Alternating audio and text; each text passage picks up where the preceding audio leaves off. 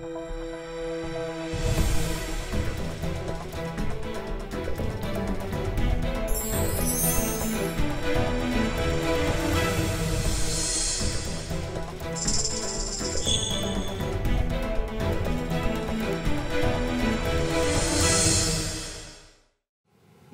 Programme سوال آپ کا میں آپ کا میزبان ڈاکٹر شہزاد انصر آپ کی خدمت میں حاضر ہوں۔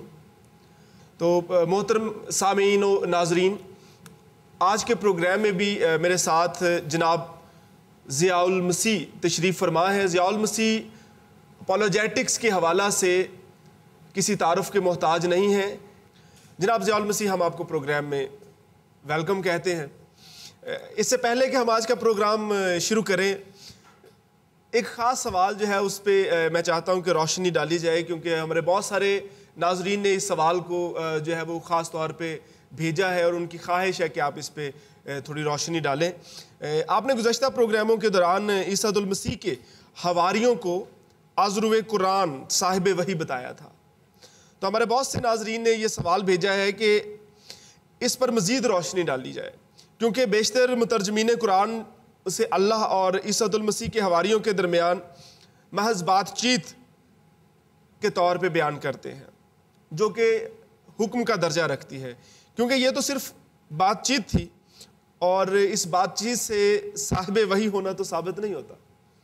جی ڈاکٹر شہزاد انصر صاحب، میں آپ کا شکر گزار ہوں کہ آپ دن بدن اچھے سے اچھے سوالات جو ہیں وہ مجھ تک پہنچا رہے ہیں، اور پھر جہاں تک آپ کے سوال کا تعلق ہے کہ اس پر مزید روشنی ڈالی جائے، کہ میں نے بیان کیا کہ عیسیٰ المسیح یسوع المسیح کے جو حواری تھے یا جو شاگرد تھے، ڈسائپلز تھے، وہ صاحب وحی تھے۔ مسیحی حلقوں میں ہم اسے دل و جان اور کتاب مقدس کی روشنی میں اس کے قائل ہیں کہ وہ صاحب وحی تھے اور انہیں رسول ہونے کا درجہ جو تھا وہ حاصل تھا۔ لیکن یہ سوال ہمارے جو ہے وہ مسلم ناظرین کی طرف سے ہے۔ بالکل، میں انہیں بھی بتانا چاہتا ہوں کہ اسلامی تناظر میں ہی اس بات میں بھی ایک ہیں، جدائیاں کم کریں، ہم اس بات میں بھی ایک ہیں۔ اور یہاں پر قرآن شریف کے مطابق بھی جو عیسیٰ مسیح کے حواری تھے وہ صاحب وحی تھے، اور میں نے وہ سورہ مائدہ 5ویں سورت اور اس کی 110 آیت کا حوالہ دیا تھا، جہاں پر جس کا ترجمہ اس طرح سے کیا جا رہا ہے کہ جب میں نے حواریوں پر وحی بھیجی، اور کچھ لوگوں نے اس کا ترجمہ اس طرح سے بھی کیا ہے کہ جب میں نے حواریوں کی طرف حکم بھیجا۔ اور آپ نے ابھی بتایا کہ کچھ لوگوں کا کہنا ہے کہ یہ تو ایک بات چیت کا درجہ رکھتی ہے، تو اس بات چیت سے کیسے پتہ چل سکتا ہے کہ وہ صاحب وحی ہیں؟ لیکن میں آپ کو صاحب وحی ہونے کے لیے مختلف شرائط اور درجات ہیں، بے شک لیکن میں آپ کو بتاؤں کہ اگر کسی اہم شخصیت کا آپ سے بات چیت ہو، یا فرض کریں صدر اوباما کا، یہاں کے پریزیڈنٹ آف پاکستان کا، پریزیڈنٹ آف UK کا آپ کو فون آئے، تو یقیناً آپ کوئی اہم شخص ہوں گے، کیونکہ مجھے تو نہیں آتا، لہٰذا اگر آپ کو آ رہا ہے تو مجھے سوچنا پڑے گا کہ آپ کون ہیں۔ اور اگر اللہ تعالیٰ عیسیٰ مسیح کے حواریوں سے بات چیت کر رہے ہیں اور اس کے لیے قرآن شریف میں باقاعدہ سے عربی ٹیکسٹ میں لفظ وحی آ رہا ہے، تو پھر اس میں پرابلم کیا ہے؟ لیکن میں آج آپ کو ان کثیر تعداد کے بارے میں آپ کو بتانا چاہتا ہوں، ان مترجمین نے قرآن کے بارے میں آپ کو بتانا چاہتا ہوں جنہوں نے اس آیت کا اور اس لفظ کا ترجمہ باقاعدہ سے الہام اور وحی میں کیا ہے۔ تو وہ لسٹ سن لیں، مختصر سا جواب۔ نہیں، آپ ضرور، یہ ہمارے ناظرین کے لیے یقیناً علم اضافے کا سبب بنے گی۔ جی بالکل بالکل۔ تو سب سے پہلے میں ابو کلام احمد کو کوٹ کروں گا، انہوں نے اس کا ترجمہ الہام کیا ہے۔ ڈاکٹر محمد عثمان، انہوں نے بھی اس کا ترجمہ الہام کیا ہے۔ مولانا ذیشان حیدر جو اہل تشیع سے تعلق رکھتے ہیں، انہوں نے بھی اس کا ترجمہ الہام کیا ہے۔ یہاں پہ میں تھوڑا سا پاز لے رہا ہوں ضیاء المسیح صاحب، یہ جو آپ بتا رہے ہیں یہ مترجمین قرآن ہیں جن کا ابھی آپ حوالہ دے رہے ہیں؟ میں بتا رہا ہوں کہ کن مترجمین نے سورہ مائدہ 5:110 میں وحی کا ترجمہ الہام کیا، ٹھیک ہے۔ تو اس میں اشرف علی تھانوی کا 2 ترجمہ جو ہے اس میں بھی انہوں نے اس کا ترجمہ باقاعدہ وحی کیا ہے اردو میں جی، اور حافظ نذیر احمد انہوں نے اس کا ترجمہ وحی کیا ہے۔ شاہ رفیع الدین انہوں نے اس کا ترجمہ وحی کیا ہے۔ مرزا بشیر الدین جو کہ مرزائی فرقے سے جن کا تعلق ہے، انہوں نے بھی اس کا ترجمہ وحی کیا ہے۔ ابو منصور انہوں نے بھی اس کا ترجمہ وحی کیا ہے۔ اور پھر انگلش کی طرف اگر آپ جو انگلش کے ٹرانسلیشنز ہیں، اردو کے جو قرآن شریف کے ٹرانسلیشن ہیں وہ کوئی 70 سے زیادہ ہیں، اور اگر آپ ان سب کا انالیسز کریں تو بات آپ تک جو ہے وہ پہنچ جائے گی کہ زیادہ تر مترجمین جو ہیں وہ الہام، اس عربی ترجمے کا کیا کرنا چاہیے۔ گو کہ آج ہمارے بہت سے جو مسلمان بھائی ہیں انہوں نے ایسا بھی کیا ہے کہ جو پرانے مترجمین تھے جنہوں نے ترجمہ قرآن کیا اور وہ ایک عالم کی حیثیت تھی ان کا جو آج کا وہ ترجمہ مارکیٹ میں اویلیبل ہے، انہوں سے بہت سے لفظ نکال دیے ہیں، پتہ نہیں یہ کس کی اجازت سے انہوں نے کیا، لیکن ہم انگلش کی طرف آتے ہیں۔ تدوین کے اصول جو ہیں ان کے بھی خلاف ہے، کیونکہ جب آپ تدوین کر رہے ہیں تو پھر آپ کو منشائے مصنف اور مترجم جو ہے وہ ان سے انحراف نہیں کرنا چاہیے، جو انہوں نے لکھا تھا اسے منوان رکھنا چاہیے، لیکن ایسی مثالیں موجود ہیں، لیکن چونکہ ہمارا موضوع نہیں ہے یہ، ورنہ میں آپ کو وہ الفاظ اور وہ جو ترجمہ کرنے والے اہم شخصیات تھیں ان کے بارے میں بتا سکتا ہوں۔ اچھا، سب سے پہلے وحید الدین خان صاحب جنہوں نے یو ایس اے سے اپنا انگلش کا جو ٹرانسلیشن جو تھا اسے ایشو کیا، بہت پاپولر بھی ہوا بعد میں، تو انہوں نے اس کا انسپائرڈ ترجمہ کیا ہے وہاں پر کہ عیسیٰ کے حواریوں کو اللہ تعالیٰ نے انسپائرڈ کیا، اور آپ سمجھتے ہیں کہ انسپائرڈ الہام کے لیے ہی لفظ استعمال ہوتا ہے۔ اور پھر پکتھول جو مشہور زمانہ ترجمہ ہے انگریزی کا، اس نے بھی اس کا ترجمہ انسپائرڈ ہی کیا ہے۔ پھر مولانا یوسف علی بہت پاپولر انگلش کا ترجمہ ہے ان کا، اور ان کے جو موجودہ ترجمہ مارکیٹ میں ہے اس میں سے بہت سے الفاظ جو ہیں حذف کر دیے گئے، چینج کر دیے گئے ہیں، جیسا کہ بیپٹزم لفظ جو تھا اس کی جگہ پہ ہیو کر دیا گیا ہے، تو اور بھی بڑی مثالیں ہیں، لیکن اس بات کو ہم چھوڑتے ہیں۔ ملک غلام فرید نے بھی اس کا ترجمہ انسپائرڈ کیا ہے، اور عبد الماجد نے بھی، جو عبد الماجد ہیں، عبد الماجد دریابادی کی بات کر رہے ہیں؟ نہیں، یہ ترجمہ کرنے والے جو تھے، مترجم ہیں، ہاں، انہوں نے اس کا ریویلڈ ترجمہ کیا ہے، وہ بھی آشکار کرنے اور منکشف ہونے کے حوالے سے، یعنی کہ عیسیٰ المسیح کے جو حواری تھے، یسوع المسیح کے جو شاگرد تھے، انہیں رسول ہونے کا درجہ حاصل تھا۔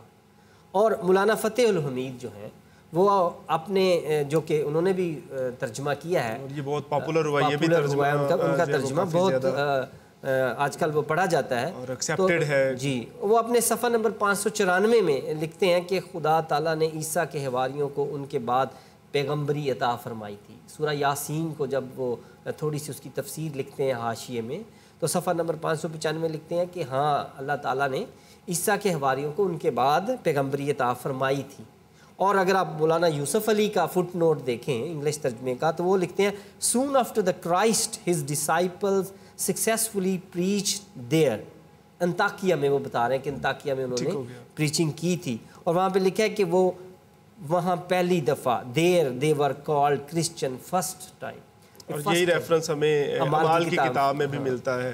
تو یہ والا اس کا صفحہ نمبر کیا ریفرنس ہے؟ صفحہ نمبر میں نے نہیں لکھا، لیکن انہوں نے سورہ یاسین کی تفسیر کے دوران حاشیے میں نیچے کرتے ہوئے اس کو بیان کیا ہے۔ لہٰذا آپ دیکھ سکتے ہیں کہ بعض مترجمین جو اس صاف لفظ کا ترجمہ گول مول کرنا چاہتے ہیں، حکم کیا یا وہ دوسرا کرنا چاہتے ہیں، تو آپ سمجھ سکتے ہیں کہ پتہ نہیں وہ ایسا کیوں کر رہے ہیں، کیوں اللہ کے صحیح اور صاف جو الفاظ ہیں ان کو وہ کیوں اس کا صحیح ترجمہ نہیں کرنا چاہتے، کنفیوزڈ فارم میں پیش کرنے کی کوشش کی جا رہی ہے۔ جی بالکل، لہٰذا ہمیں بتایا جا رہا ہے یہاں پر کہ وہ رسول تھے۔ اور یہاں میں آپ کو ایک اور بات بتاؤں کہ سورہ یاسین میں جب ان کے لیے یہ آئی ہے بات، تو وہاں پہ لکھا ہے کہ ان کو وہ والا قصہ بھی بتا دو جب اس بستی کے پاس رسول آئے، وہاں پہ جمع کا ترجمہ ہے، اور آج اس پہ تھوڑی سی جو ہے مفسرین قرآن ہے وہ تھوڑی سی بات چیت بھی کرتے ہیں کہ اگر وہ عیسیٰ المسیح کے حواری نہیں تھے تو پھر وہ کون سے رسول تھے؟ تو پھر یہ بھی سوال اٹھتا ہے کہ اللہ تعالیٰ نے تو کبھی 2 یا 3 اکٹھے رسول ایک ہی علاقے میں نہیں بھیجے، ایگزیکٹلی وہ اس پہ تو ہمیں تاریخ میں نہیں ملتا، لیکن آپ کو بائبل میں سے اناجیل اربع میں سے مطالعہ کرتے ہوئے یہ بات آپ تک ضرور پہنچے گی کہ یسوع المسیح کی یہ سنت تھی کہ وہ انہوں نے اپنے رسولوں کو 2-2 3-3 کر کے تبلیغ کے لیے مختلف علاقوں میں بھیجا۔ یہ جو بات چل رہی تھی ہمارے پروگرام میں نسب ناموں کے حوالے سے، اور پھر اس میں خاص طور پہ جس بات پہ آپ بہت زیادہ زور دے رہے تھے وہ تھا مسیح کے جو نسب نامے ہیں ان میں خصوصاً شاہی نسل پہ آپ بہت زیادہ زور دے رہے تھے، اور آپ نے اس بات کو بیان کیا کہ متی جو ہے وہ شاہی نسل کو درج کر رہا ہے. لیکن اگر آپ یورام سے عزیہ پیدا ہوا کے الفاظ پر غور کریں جو کہ متی پہلے باب اس کی 9 آیت میں درج کرتا ہے، تو عہد عتیق میں جب ہم دیکھتے ہیں دوسرا سلاطین 8 سے 14 باب کے مطالعہ کے دوران ہمیں اس بات کا علم ہوتا ہے کہ یورام سے عزیہ کے درمیان 3 بادشاہ آتے ہیں، اخزیہ، پھر یواس ہے، پھر امسیہ ہے. تو اب یہ 3 بادشاہ بھی اس دوران میں گزرے ہیں، جبکہ متی رسول جو ہے وہ اس کو صرف اس حد تک ڈیل کر رہا ہے کہ عزیہ جو ہے وہ یورام سے پیدا ہو رہا ہے. تو اس حوالہ سے جو آپ کا زور دینا ہے کہ جی یہ شاہی نسل کو پہ بات کر رہا ہے، شاہی نسل پہ فوکسڈ ہے، تو اگر وہ شاہی نسل پہ فوکسڈ ہے تو وہ ان تینوں کو کیوں شمار نہیں کر رہا؟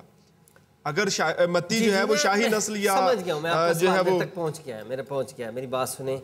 آپ نے بہت خوبصورت سوال جو ہے اس کو اجاگر کیا ہے، یہاں پر پیش کیا ہے. تو کیا اس کو لکھنا چاہیے؟ ٹھیک ہے، میں کہتا ہوں کہ اس پہ بات کرتے ہیں کہ متی رسول کے مطابق جب نسب نامہ جو وہ رائل لائنیج کو فالو کر رہا تھا اور وہ شاہی نسل کو درج کر رہا تھا، تو جب ہم دوسرے سلاطین میں دیکھتے ہیں تو ٹھیک ہے وہاں پر اخزیہ، یواس اور امسیہ بھی بادشاہ تھے جو یورام اور عزیہ کے درمیان میں آئے تھے. ٹھیک ہے، سوال میں پہلے سے موجود ہے یہ.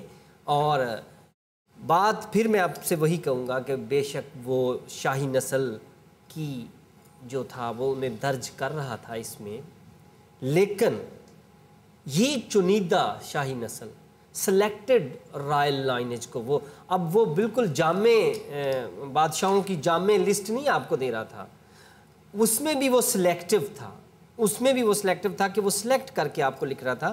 اور اگر اس انتخاب میں اس نے وہ 3 نام چھوڑے ہیں تو کوئی بات نہیں، اس نے آگے جا کے بالکل صحیح ہمیں بتایا ہے متی نے کہ یورام سے عزیہ، یورام سے ان تینوں بادشاہوں کو چھوڑتے ہوئے عزیہ بادشاہ تک آپ کو پہنچایا ہے. تو یہ جو اس نے چھوڑے ہیں اس کی بالکل وہی وجہ جو پہلے بتائی جا چکی ہے کہ کیونکہ یہ سلیکٹیو ہے، یہ کمپلیٹ جو ہے وہ رائل لائنیج نہیں ہے بلکہ سلیکٹیو ہے. ہر کسی کی اپنی اپنی سلیکشن ہے، اور خدائے روح القدس کی رہنمائی میں نے اگر اس نے ان تینوں کو چھوڑا ہے تو اس میں اعتراض کی بات نہیں ہے. میں آپ کو تھوڑی سی مثال دیتا ہوں کہ متی رسول نے ہزاروں ناموں میں سے کچھ کا انتخاب کیا ہے، آج کل کی مثال نہیں ہے. تو میں آپ کو بتاتا ہوں کہ بے نظیر بھٹو کو آپ لے لیں، اس کے بعد آپ بلاول بھٹو کو اگر آپ لے لیں تو آپ دیکھیں گے کہ ان میں سے آپ ذوالفقار علی بھٹو کے بہت سارے بیٹوں کے بارے میں آپ نہیں جانتے ہیں، لیکن جو کوئی سیاست میں آیا ہے اور اس نے نام کمایا ہے اور لوگوں نے اسے جانا ہے، پہچانا ہے اور اسے عزت دی ہے. ذوالفقار علی بھٹو کے کچھ اور بیٹے بھی تھے، وہ سیاست میں وہ آئے، ان کی جو اہلیہ تھی انہوں نے بھی ایسی کوشش کی، لیکن بے نظیر بھٹو جیسی جو شہرت ہے یا عزت ہے وہ کسی اور کو نہیں ملی. لہٰذا آج بہت سے لوگ صرف انہیں ہی جانتے ہیں. اب بلاول دیکھیں، بلاول بھٹو جو نام اس کا رکھا گیا، تو بلاول کا نانا ہے اور بلاول نواسا ہے، لیکن ان دونوں کو جوڑ دیا گیا ہے چونکہ اس خاندان کے یہ معتبر اور مشہور لوگ ہیں. اب بے نظیر بھٹو کے ساتھ بھی جوڑا گیا اور شادی کے بعد بھی زرداری اس کے ساتھ نہ جوڑا گیا. یہ ساری جو باتیں ہیں یہ مصنف کیا لکھ رہا ہے، آپ کو کیا کس طرف لے کے جا رہا ہے، آپ انہیں کو صرف جانیں گے. جو لوگ پاپولر نہیں ہیں یا ان کا کوئی رول نہیں ہے انہیں آپ اپنے تعارفی نسب نامے میں، متی رسول ایک تعارفی نسب نامہ پیش کر رہا تھا. اب اس میں وہ مکمل اس کا اختیار تھا کہ وہ کسی کا نام لکھے کسی کا نام نہ لکھے، لیکن اسی خاندان میں رہے گا اور وہاں سے سلیکٹ لوگوں کو وہ درج کریں گے. نہیں دیکھیں، رول تو تھا نا. آخر 8 سے 14 باب کے درمیان ہمیں تینوں کے تینوں بادشاہ تو نظر آتے ہیں. میں تو کہہ رہا ہوں کہ رول سب کے ہوں گے، لیکن آپ متی رسول کی نظر میں خدا روح القدس کی رہنمائی میں وہ ان کا ہی ذکر کرنا چاہتا ہے جنہیں خدا روح القدس نے اسے اہمیت دی، اسے بتایا کہ ان کا لکھا جائے. لکھنے کو میں نے کہا کہ اگر لکھے جائیں نسب نامے، پہلے بھی بات ہو چکی ہے، تو پھر تو یہ بائبل کے جتنی 10 کتابیں ہونی چاہیے जिनमें सिर्फ नसब नामे ही लिखे होंगे। वो तो फिर कई जिल्दे नसब नामों पे मुश्तमिल हो जाएंगी। फिर तो फिर यही काम होगा। दूसरे लफ्ज़ों में आप ये कहना चाह रहे हैं कि अगरचे ये अहम थे, बादशाह थे, इसलिए तारीखी तौर पे इनको दर्ज तो कर दिया गया बादशाह, लेकिन नस्ब नामे के तौर पे जो था वो जब वो गुफ्तगू कर रहा था, मत्ती रसूल जब रकम कर रहा था, तो उस वक्त उसके नज़दीक उनको मेंशन करना कोई इतना अहमियत का हामिल नहीं था, इसलिए उसने जो है वो चुनिंदा नाम जो है वो लिए और उनको उसमें मेंशन कर दिया। बिल्कुल बिल्कुल। तो जैसा हम नस्ब नामों पे बात कर रहे हैं और मत्ती रसूल और लूका रसूल जो है वो अपने इंजीली बयान में जो नस्ब नामे दर्ज करते हैं, दोनों ने जो है वो ज़ुरबाबल को सियालतीएल का बेटा लिखा है। और अज़रा 3 बाब उसकी 2 आयत के मुताबिक तो ये दुरुस्त है, लेकिन यहाँ पे एक थोड़ा सा मसला ये है कि पहला तवारीख 3 बाब उसकी 19 आयत में इसे फ़िदाया का बेटा कहा गया है। हमारे मुसलमान भाइयों की तरफ से भी इस तरह के कई सवाल हम तक पहुँचे हैं कि फ़लाँ शख्स को फ़लाँ का वालिद लिखा गया है, जबकि हकीकत में ये दुरुस्त नहीं। चनाचे आप इस बात को इस्लामी तनाज़ुर में किस तरह से देखते हैं? हाँ, इससे पहले कि हम इस्लामी तनाज़ुर में देखें, पहले तो मैं आपको क्रिश्चियन पॉइंट ऑफ पर्सपेक्टिव में बताना चाहता हूँ कि जो मत्ती रसूल ने जो लिखा है इसके लिए कि सियालतीएल से ज़ुरबाबल पैदा हुआ, और आपने बताया कि लूका ने भी इसी की पैरवी की है, और जो कि अज़रा 3 बाब उसकी 2 आयत के मुताबिक तो ठीक है, लेकिन आप कह रहे हैं कि पहला तवारीख जो है उसमें फ़िदाया को ज़ुरबाबल का बाप बताया गया है, सियालतीएल को नहीं बताया गया। ठीक है, सवाल पहुँच गया मेरे तक आपका, और ये बड़ा अहम सवाल है ये समझने के लिए भी, और जो नस्ब नामों की कन्फ्यूजन का शिकार लोग हैं, जो इससे आगे नहीं चल रहे, उनके लिए भी ये बड़ा अहम है कि वो इस बात को समझें।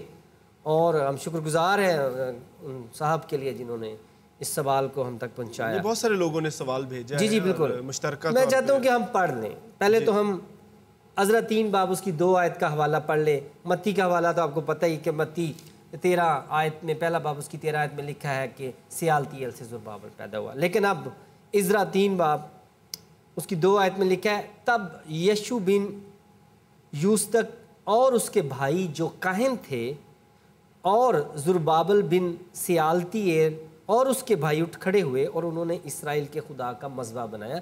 यहीं से इस बात को लिया गया कि अज़रा के मुताबिक तो ये ठीक है कि उसने भी लिखा है कि ज़ुरबाबल बिन सियालतीएल, लेकिन यहाँ पर एक बात आप गौर कीजिएगा कि यहाँ पर लिखा है कि उसके भाई जो काहिन थे, कोई काहिन है जो इकट्ठे हो रहे हैं ख़ास तौर पर, और आगे लिखा है कि उठ खड़े हुए और उन्होंने इसराइल के खुदा का मज़बा बनाया। अब इस बात को अपने ज़हन में रखिएगा, आगे चलते हैं कि यहाँ पर काहिन इकट्ठे थे और मज़बा की कोई बात हो रही थी। अब पहला तवारीख में आ जाए, पहला तवारीख 3 बाब 19 से 20 आयत, हम वहाँ पर देखते हैं कि एक रेगुलर बातचीत हो रही है और लिखा जा रहा है कि फ़दाया के बेटे ये हैं, और उसमें आगे जाके लिखा है ज़ुरबाबल और समई, और फिर आगे फिर लिखा है ज़ुरबाबल के बेटे ये हैं मुसल्लाम और हननिया और सलोमियत उनकी बहन थी। अब आपने देखा कि यहाँ कुछ रेगुलर बातचीत हो रही है, वहाँ पर कुछ काहिनों की जो कि मज़बा की तामील कर रहे हैं, गुफ्तगू हो रही है। बिल्कुल। लिहाजा मैं आपको ये बात भी वाज़ेह कर दूँ कि जो अहद अतीक में नस्ब नामे आए हैं वो भी कोई जामे नस्ब नामे नहीं है, कंप्लीट वो जो है ना वो नस्ब नामे नहीं है, क्योंकि अगर कंप्लीट नस्ब नामे जो यहूदी कौम है इब्राहिम से लेकर यूसुफ तक या आदम से लेकर यूसुफ तक अगर लिखे जाएं तो मैंने आपको बताया तो वो तो बहुत सारी किताबें, तो ज़ाहिर है कई जिल्दें बन जाएंगी, वो और उस पे तो ऐसा नहीं है, वहाँ भी सिलेक्टिव है, और सिलेक्टिव ही हो सकते थे, जामे हो ही नहीं सकते थे, क्योंकि ये तारफी नस्बनामे, सिर्फ तारफी, मतलब जिस हद तक ज़रूरत थी उस हद तक ज़रूरत थी मेंशन वहाँ कर तक की दिया बात गया की गई है। ये आपको कोई नस्बनामों की आपके पास कोई रजिस्टर नहीं पहुँच गया, या कोई उनका जो उनका कानूनी रजिस्टर था या उनके ख़ानदानी, वो नहीं आपके पास, ये तारफी है। वैसे तो यहूदी बड़े इस मामले में ताक, मैंने कहा कि वो ताक थे, उनके पास अलहदा से उनके रजिस्टर थे, लेकिन यहाँ पर सिर्फ तारफ़ के तौर पर कुछ बातों को कोट किया गया, अहद अतीक में भी और अहद जदीद में भी। लिहाजा अब यहाँ पर जब हम आते हैं तो हम देखते हैं कि यहाँ पर लफ्ज़ क्या इस्तेमाल हुए हैं, ये बात क्लियर कर देगा कि अगर आप अज़रा 3 बाब उसकी 2 आयत में देख लें तो वहाँ पर लिखा है ज़ुरबाबल बिन सियालतीएल, یہ جو بن لفظ ہے جی جی اب اس کی جب ہم اسٹرانگ لائٹ ڈکشنری میں جا کر اس کا ترجمہ دیکھتے ہیں تو وہ وہاں پر ہمیں ملتا ہے کہ اس کا مطلب ہے son, grand son, child, member of group, member of family, یعنی کہ بیٹا، پوتا، بچہ، خاندان کا خاندان کے افراد یا خاندان میں سے کوئی فرد. ہاں. اور بن لفظ جو ہے وہ ولدیت نہیں ہے. اوکے ضروری نہیں ہے کہ وہ ولدیت ہو، لہٰذا اس چکر میں نہ پڑیں اور نہ اپنے آپ کو اس میں کنفیوز کریں. حضور ہم تو اب تک اس کا مطلب یہی لیتے ہیں. اب انٹرنیشنل سٹینڈرڈ جو ورژن ہے بائبل کا، انہوں نے یہاں پر اس کی سن آف زربابل کی بجائے تواریخ کے حوالے میں، پہلا تواریخ 3:19 آیت کے حوالے میں، جس تناظر میں ہم بات کر رہے ہیں، ہاں جی، انہوں نے سن آف زربابل لکھنے کی بجائے ڈیسینڈنٹس آف زربابل، اولاد. وہاں پہ تو پھر کلیئر ہوگی نا یہ بات کہ یعنی کہ یہ ولدیت کی بات یہاں پہ نہیں ہو رہی. اچھا یہی چیز ہمارے بہت سارے سامعین کو کلیئر جو ہے وہ کنفیوز کرتی ہے. عزرا کی جو حوالہ ہے اس میں بھی بین لفظ ہے. ٹھیک ہو گیا. پہلا تواریخ وہاں بھی بین ہے. اب متی میں آ جائیں. متی رسول نے جب یونانی کی انجیل ہے جو ہمارے پاس، تو یونانی میں جو لفظ ہے وہ یونانی فعل گنائے ہوا، یعنی جو متی نے جب انجیلی بیان رقم کیا تو جیسے متی جب لکھے گا یونانی متن میں جو ہے وہ اس کو گنایو، متی جب لکھے گا سیالتیل سے زربابل پیدا ہوا، تو وہ جو سے پیدا ہوا یا اس کو ولدیت کے طور پر جو لفظ وہ استعمال کر رہا ہے وہ ولد نہیں کر رہا بلکہ وہاں پر گنایو لفظ استعمال کر رہا ہے. اور گنایو جو ہے یونانی متن میں جو ہے، یونانی متن میں اس کا بھی مطلب اباؤ اجداد میں سے کوئی فرد، اباؤ اجداد میں سے کوئی فرد. ٹھیک ہو گیا. لہٰذا اگر آپ اس چکر میں میرے سے سوال پوچھتے جائیں گے یہ فلانے کی ولدیت فلانے کی نہیں آ رہی، فلانے کی ولدیت، تو میں ہر بات کا جواب آپ کو یہی دیتا جاؤں گا کہ یہ جو باتیں ہیں یہ ولدیت کے ساتھ نہیں ہیں، یہ بین کے ساتھ ہیں، بن کے ساتھ ہیں اور گنایوں کے ساتھ ہیں. اور اگر لوکا میں جائیں گے تو لوکا جو ہے وہ اس کے لیے ایک اور لفظ استعمال کرتا ہے، وہ بھی آپ کو میں آگے چل کر بتاؤں گا. تو اب اگر یسوع مسیح کو ہی دیکھ لیں تو یسوع مسیح کے لیے ابن داؤد، حالانکہ وہ ٹھیک ہے داؤد کے ان کی والد تو نہیں تھے لیکن ان کے جد امجد میں سے تھے. ٹھیک ہے. اور پھر ابن ابراہیم وہ بھی ان کے جد امجد میں سے تھے، اینسیسٹری جو ہے وہ اس میں سے. اور پھر یسوع کو ابن خدا بھی جب کہا گیا تو کچھ لوگ ولدیت سوچنے لگ جاتے ہیں. یعنی کہ آپ ولدیت کے چکر سے نکلیں، ولدیت کے چکر سے نکلیں. اصل میں نسب نامے سے جو ہے نا براہ راست ذہن میں سوال یہ آتا ہے یا بات یہ آتی ہے کہ ولدیت کی بات آتی ہے، باپ اور بیٹے، لیکن میں آپ کو اور پھر بتا رہا ہوں بیٹے. کہ یہ خاندان کے تعارفی نسب نامے ہیں جو جد امجد کے ساتھ آپ کو جوڑ رہے ہیں. لہٰذا میں نے آپ کو بتایا کہ متی جو ہے وہ چنیدہ شاہی افراد، سلیکٹڈ رائل لائنیج کا جو نا تذکرہ کر رہا ہے، اور وہ بھی اپنے قائرین کی دلچسپی کے لیے ترتیب دیا گیا ہے، جن کے ساتھ وہ بات چیت کر رہا تھا، جن تک وہ اپنی بات چیت کو پہنچانا چاہ رہا تھا ان کے مطابق. میں آپ کو اور بتاؤں، یہی تواریخ کا حوالہ، پہلا تواریخ 3 باب، وہاں پر میں نے آپ کو پہلے ہی پڑھ کر سنایا یہاں پر کہ وہاں پر لکھا ہے زربابل کے بیٹے یہ ہیں، آگے اسی جگہ لکھا ہے، اور وہاں پہ لکھا ہے مسلام اور حننیہ، جبکہ آپ کی بہن کا تذکرہ بھی ہے اور سلومیت کا بھی ترجمہ. یہاں متی میں آ جائیں، متی میں کیا ہے؟ زربابل سے ابیہود پیدا ہوا. اب یہ نیا آپ یہ بھی سوال پھر کریں گے نا؟ بالکل، یہ سوال لگتا ہے تھوڑے دیر بعد آپ یہ کریں گے. یقیناً I was about to ask you the question. تو میری بات سنیں، پھر میں وہی بات کروں گا کہ یہ لفظ بین کے ساتھ آئے ہیں. بین کا مطلب ولدیت نہیں ہوتا بلکہ اباؤ جداد میں سے کوئی ایک. اگر آپ تھوڑا سا میرے ساتھ ادھر متی کی انجیل اس کا 13ویں آیت، پہلا باب، تو وہاں پر ہمیں ملتا ہے کہ یوسیہ سے یکونیہ پیدا ہوا، یوسیہ سے یکونیہ پیدا. اور اگر آپ عہد عتیق کے اچھے بائبل سٹوڈنٹ ہیں تو آپ کو پتہ ہوگا کہ دراصل یوسیہ جو تھا وہ یکونیہ کا دادا تھا. ٹھیک ہے. اور ان کے درمیان میں بھی ایک نام تھا، یہو یقیم یا کیسے بھی آپ بولیں، پروننسیشن جیسے بھی آپ کر لیں. تو یہاں پر اسے بالکل آپ سمجھیں گے ولدیت کے طور پر لکھ دیا گیا. دراصل یہاں ولدیت کے طور پر لکھا ہی نہیں گیا، یہ اباؤ اجداد میں سے کسی ایک کا نام لکھا جا رہا ہے جو اس وقت خدائے روح القدس کی رہنمائی میں متی رسول کے نزدیک اہم تھا کہ لکھا جائے. ٹھیک ہے.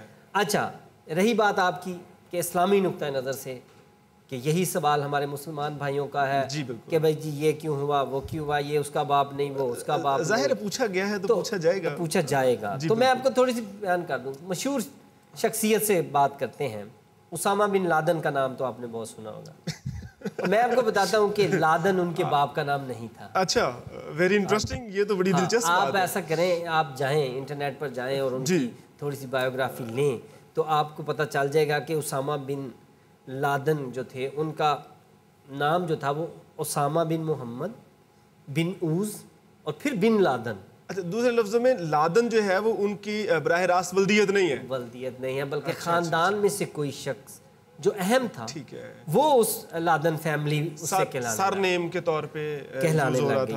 تو یہ ولدیت کا نہیں ہے. اور اس سے بھی بڑی بات میں آپ کو بتاؤں کہ اگر آپ سورہ انعام 6 سورت ہے اس کی 83 سے 88 آیت کا مطالعہ کریں تو آپ کو پتہ چلے گا کہ یسوع المسیح کو، عیسیٰ المسیح کو حضرت ابراہیم کی ذریت میں بیان کیا گیا. ذریت جو ہے وہ اس حوالے سے اور ذریت آپ اردو کے معنوں میں ہیں، آپ سمجھتے ہیں کہ ذریت تخم اولاد کے معنوں میں ہے. جی بالکل. تو جب عیسیٰ المسیح کو حضرت ابراہیم کی ذریت بیان کیا گیا، ذریت میں آپ کو لکھا جا رہا ہے، ان کی اولاد میں لکھا جا رہا ہے، تو پھر آپ اس کو کیسے لیں گے؟ میں آپ کو چاہیں تو آپ کو تھوڑا سا پڑھ دوں.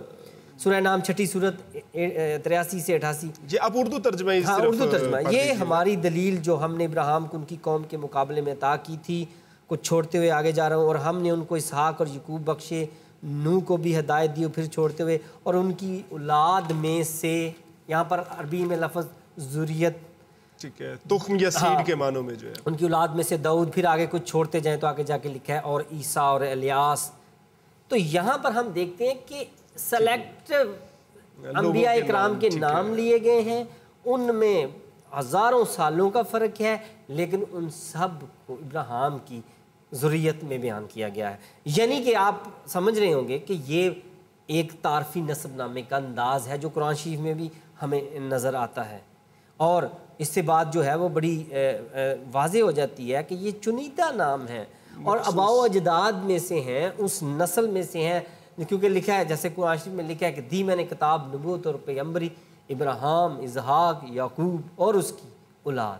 تو آل ابراہیم میں وہ ساری بات جو ہے اس میں جا رہی ہے. لیکن میں آپ کو تفسیر احسن البیان حافظ صلاح الدین کی یہ تفسیر ہے، اہل حدیث کے بڑے نامور عالم ہیں، اسکالر ہیں، اور وہ اس بات کو ایکسپلین کرتے ہوئے ذریت کے معاملے کو ابراہیم کے ساتھ جو حضرت عیسیٰ کی ہے اس کو بیان کرتے ہوئے لکھتے ہیں کہ پیغمبر اسلام نے حضرت حسن کو اپنا بیٹا فرمایا ہے. حضرت حسن جو کہ پیغمبر اسلام کی بیٹی فاطمہ کے صاحبزادے تھے، حسن اور حسین، تو ان کو اپنا بیٹا فرمایا. اور انہوں نے صحیح بخاری کی حدیث بھی کوٹ کی ہے جس کا نمبر ہے 2704.